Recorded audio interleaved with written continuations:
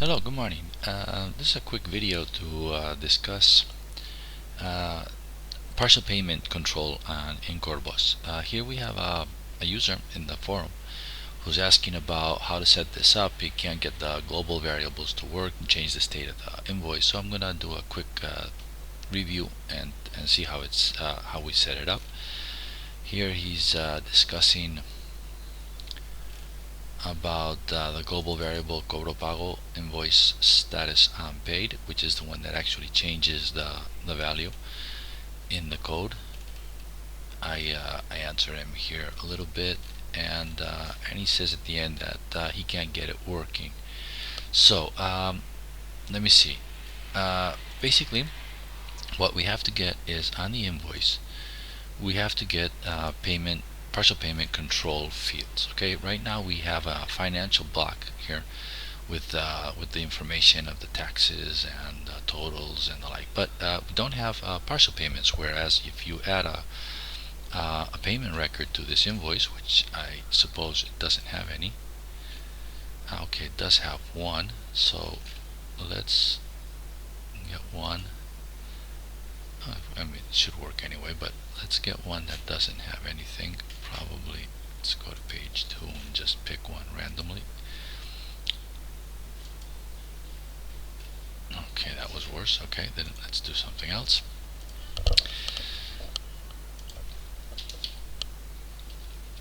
Partial payments, and we pick an organization here, and we pick, that's it, don't need anything else. I don't know.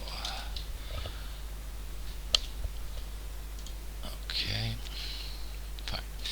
Okay, so now I have an invoice with no payments, and I don't have any payment control fields, partial payment control fields. So we have to add those. For that, we go to Corpus Updater. In the Corpus Updater, we have a set of blocked change sets, which are basically optional. You can activate these or not depending if you need them. In this case, what we're looking for is this one, because we want to add the payment control on the invoice module. You can add payment controls on the accounts, vendors, contacts, purchase order, and sales orders. In this case, I want invoices, which should work the same on the other modules. We unblock it and we apply it. Okay, it says that that went well, and that means that if I go back to my invoices,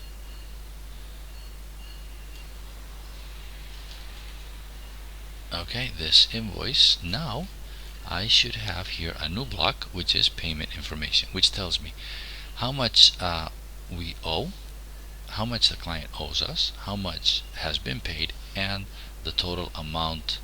No, the total amount, which is this 55.63, the amount due, how much he still has to pay, and how much he has paid. Okay, so and this is the now as you see, it's not filled in.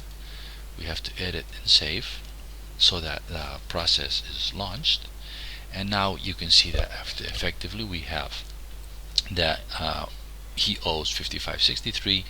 He hasn't paid anything, so actually the total amount is 55.63. Okay, now the status is auto created. We're going to go to the global variables module, and we're going to add a global variable, because by default the status does not change. So we have to set this if we want it to change. This is Cobro Pago invoice status on paid, and we're going to set it to paid. Let me make sure here what the value is, and it's paid.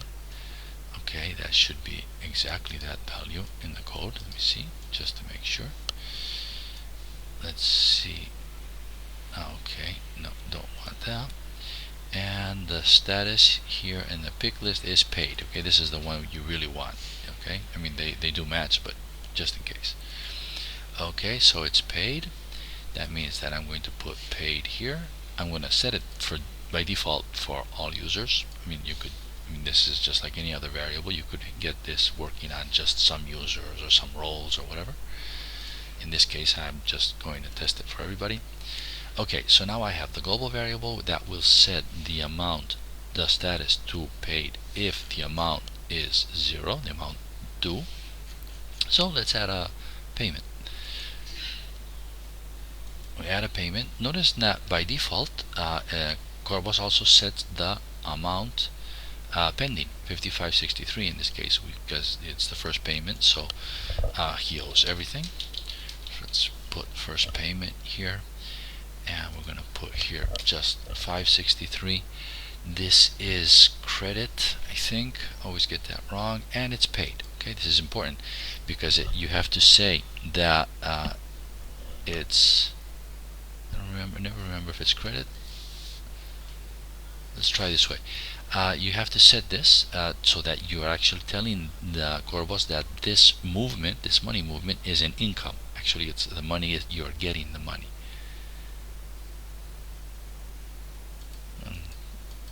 Let's try this way.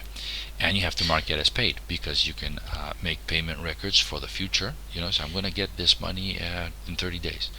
Obviously, that's not paid, so that doesn't count as an amount, as an income, as an amount paid.